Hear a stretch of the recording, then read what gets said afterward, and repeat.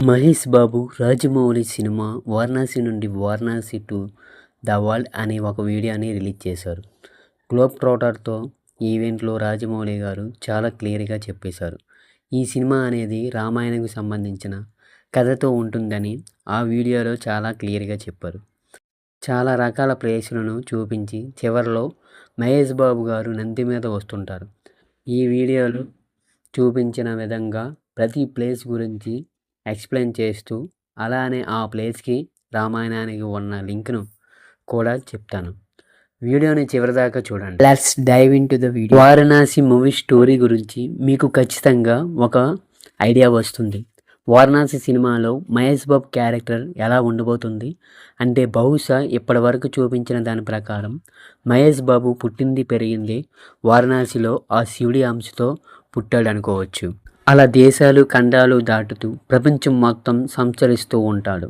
బహుశా సినిమాలో మహేష్ బాబు హిందీ దేవాలయాలను కాపాడుతూ మన హిందూ చరిత్ర గురించి అధ్యయనం చేస్తూ ఉంటారు అనిపిస్తుంది. ఒకవేళ మహేష్ బాబు పురాతన దేవాలయాలను వస్తువులను కనిపెట్టే ఒక ఆర్కియాలజిస్ట్ అనుకోవచ్చు. ఆ ప్రాసెస్లోనే అన్ని దేశాలు తిరుగుతూ ఏదో ఒక ముఖ్యమైన విషయాన్ని కనిపెట్టాడు. దానికోసం కుంభ అనే విలన్ కూడా వెతుకుతూ ఉంటాడు అనుకోవచ్చు. కుంభ క్యారెక్టర్ గురించి కూడా ఒక విషయం చెప్పారు. ఒక భయంకరమైన క్రూరత్వమైన ఒక వ్యక్తి ఒక కల కన్నాడు. ఆ కల విని అందరూ నవ్వారు. కానీ ఆ కల ఏంటో తెలిసాక అందరూ ఒక్కసారిగా భయపడతారు. ఆ కళని నెరవేర్చుకోవడానికి విలన్ బయలుదేరుతూ ఉంటాడు. రాజమౌళి సినిమాలో ఫస్ట్ లుక్ పోస్టర్లో మనం గమనిస్తే విలన్ ఒక అవిటివాడు, కాళ్ళు చేతులు పనిచేయని ఒక వీల్ చైర్లో కూర్చొని ఉంటాడు. అతని దగ్గర అంతులేనంత డబ్బు ఉంటుంది. తన కోసం కోరుకున్నది తెచ్చివ్వడానికి తన కోసం పనిచేసే ఒక ప్రైవేట్ సైన్యమే తనకు ఉంది. అయినా కూడా తన జీవితం ఒక వీల్ చైర్కి అంకితం అయిపోయిందని బాధపడుతూ ఉంటాడు. ఇలా లెక్క చేయకుండా డబ్బు ఏదైతే అది ఎంతైతే అంతా ఉంటూ ఉంటుంది. డబ్బు ఏది కావాలంటే అది తెచ్చుకునే అవకాశం ఉన్న వ్యక్తికి ఇంకా కావాల్సింది ఏంటి? చావు అనేది లేకుండా చరిత్రలోకి అనే కోరిక మాత్రమే కదా. అందులోనూ రాజమౌళి సినిమా వరల్డ్ వైడ్గా రిలీజ్ చేస్తున్నారంటే ప్రపంచవ్యాప్తంగా అందరూ ఆడియన్స్ కనెక్ట్ అయ్యే ఒకే ఒక కాన్సెప్ట్ ఏంటంటే సూపర్ హీరో మూవీ. బహుశా రాజమౌళి మహేష్ బాబు వారణాసి మూవీ కూడా అలానే ఉండబోతుంది అనుకుంటున్నాం. ఒక సూపర్ హీరో క్యారెక్టర్కి మన హిందూ దేవుళ్ళు రెఫరెన్స్ కూడా యాడ్ అయితే అందులోనూ రాజమౌళి సినిమా అందులోనూ వరల్డ్ వైడ్ ఆడియన్స్ కోసం తీస్తున్నారు. సినిమా ఇంకా ఏ రేంజ్ ఉండబోతుందో అర్థం చేసుకోవచ్చు. ఇప్పటి వరకు మన అందరం చూసిన సూపర్ హీరో మూవీస్లో విలన్ అనేవాడు కోరిక ఒకటే, తనకి మరణం అనేది లేకుండా తను ఒక్కడే ఈ ప్రపంచాన్ని శాసించాలి. రాజమౌళి సినిమాలో పృథ్వీరాజ్ క్యారెక్టర్ కుంభ కూడా అలానే ఉండబోతుంది అనిపిస్తుంది. వారణాసి సినిమా అనేది రామాయణంకు సంబంధించింది కాబట్టి రామాయణంలో మనిషి అమరుడిని చేసేది, నువ్వు చనిపోయినా నిన్ను తిరిగి మరలా పుట్టించేది ఒకటే సంజీవిని. ఆ సంజీవిని కోసమే కుంభ వెతుకులాట వాడుతూ ఉంటాడు కనిపిస్తుంది. సంజీవిని తనకు వస్తే తను మరణం అనేది లేకుండా బ్రతకొచ్చని ప్రయత్నిస్తూ ఉంటాడు అనుకోవచ్చు. ఒక ఆస్ట్రాలజిస్ట్ సంభవం ఆకాశం నుండి భూమి మీదకు రావడాన్ని చూపిస్తారు. వల్ల ప్రపంచం మొత్తం అంతమైపోతుందని తెలిసి మొత్తం అందరూ చనిపోయిన తాను చావు లేకుండా బ్రతకాలంటే సంజీవిని కావాలని ఆ ఆస్ట్రాయిడ్ పడకుండా ముందు సొంతం చేసుకోవాలని అనుకుంటాడు. ఆ సంజీవిని తేవడానికి కుంభాకి ఉన్న ఒకే ఒక మార్గం రుద్ర. మహేష్ బాబు ఒక్కడే ఆ సంజీవిని తేగలని అతనితో తన కళ నెరవేర్చుకోవాలని అనుకుంటూ ఉంటాడు అనిపిస్తుంది. స్టార్టింగ్లో వారణాసి ప్రాంతాన్ని చూపించి అప్పట్లో 512 సంవత్సరాల్లో ఒక ఋషి వారణాసిలో యాగం చేస్తూ ఉన్నట్లు చూపించారు. మన హిందూ చరిత్రలో మన స్టార్టింగ్ మందాకిని కోసం వర్ణాచల్లోని ఉగ్రబట్టి గృహలో రుద్ర ఒక రాత్రి నిర్మాణంపై వేలాడుతూ ఉన్నప్పుడు ఒక రహస్యమైన విగ్రహం కనిపిస్తుంది. ప్రియాంక చోప్రా మందాకినిగా తన మొదటి లుక్లో ధరించిన పసుపు చీర మాదిరిగానే ఎరుపు చీర ధరించిన ఒక మహిళ తెరుచుకున్న ద్వారం నుండి పడిపోతుంది.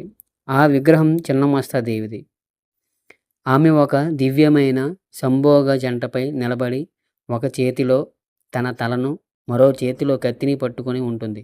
ఆమె అనుచరులు ఆమె రక్తాన్ని తాగుతూ కనిపిస్తారు. ఇందులో ఉగ్రబెట్టి కేవ్ గురించి ప్రత్యేకించి మాట్లాడుకోవాలి. ఇందులో కొలువున్న అమ్మవారి పేరిట చిన్నమస్తాదేవి. ఈమె చూసేందుకు భయంకరమైన ఆకారంలో ఉంటుంది. కానీ ఆమె ఒక కారణమూర్తి. చిన్న అంటే ఖండించబడిన, మస్తా అంటే శిరస్సు. చిన్న మస్తా అంటే ఖండించబడిన శిరస్సులాగా ఉంటుంది కాబట్టి ఈ అమ్మవారికి చిన్నమస్తాదేవి అనే పేరు పెట్టారు. ఈమె తన శిరస్సుని తానే ఖండించుకొని ఎడమ చేతిలో తన తలను, కుడి చేతిలో ఖడ్గాన్ని పెట్టుకొని ఉంటుంది. ఈ అమ్మవారు ముండేమాలని ధరించి ఉంటారు. అదేవిధంగా ఒక పెద్ద సర్పాన్ని జంజిమాలగా వేసుకొని ఉంటారు. ఖండించబడిన ఆమె మొండెం 3 రక్తధారాలుగా ప్రవహిస్తుంది. మధ్యదారి నుండి తన శిరస్సు తాగుతుంది. అదేవిధంగా కుడివైపు, ఎడమవైపు నుంచి వచ్చే రక్తధారాలను జయ విధియ తాగుతూ ఉంటారు. జయాని డాకిని అని కూడా పిలుస్తూ ఉంటారు. అదేవిధంగా విజయాన్ని వర్ణిని అని పిలుస్తూ ఉంటారు. ఈ ఇతివృక్షం మొత్తం రోమాలు నెక్కబడుచుకునే విధంగా ఉంటుందట. సినిమాలో ఈ ఉగ్రబెట్టి కేవ్ గురించి రాజమౌళి ఇంకా క్లుప్తంగా చూపించాడని సినిమాలో హైలైట్ పాయింట్స్ అని చెప్తున్నారు. రాముడు కుంభకర్ణుల యుద్ధం. త్రేతాయుగం భాగంలో రుద్ర, కుంభ యుద్ధలు కనిపించడం ఆసక్తికరమైన విషయమే. ఈ యుద్ధం కూడా లంకలో జరుగుతుంది. దృశ్యాలు రాముడు కుంభకర్ణుల మధ్య యుద్ధాన్ని సూచిస్తున్నాయి. రాక్షసుడు వానర సేనతో పోరాడటానికి మేలుకుంటాడు. చివరికి రాముడు ఇంద్రాస్త్రంతో ఓడిపోతాడు. రుద్ర, కుంభ ఈ యుద్ధాన్ని ప్రతిబింబిస్తూ ఉన్నట్లు కనిపిస్తున్నారు. శాంభవి గ్రహ శకలం. ముగింపులో ఈ కథ 2027లో భూమిపై పడే ఒక గ్రహ సంకలం చుట్టూ తిరుగుతున్నట్లు కనిపిస్తుంది. అదే సమయంలో వారణాసి థియేటర్లో రిలీజ్ కానుంది. 512 CEలో వారణాసిలో ఋషులు చేసిన యాగం 2027లో భూమి వైపు దూసుకొస్తున్నట్లు సంభవి అనే గ్రహకాలం రూపంలో ప్రభావాన్ని కలిగి ఉన్నట్లు కనిపిస్తుంది. గ్లిమ్స్లోని ప్రతి ఫ్రేమ్ ఏదో ఒక టర్నింగ్ పాయింట్ చూపిస్తుంది. నిశితంగా గమనిస్తే ఈ కాలాల్లో రుద్ర మహేష్ బాబు ఏదో ఒక మూలలో కనిపిస్తాడు.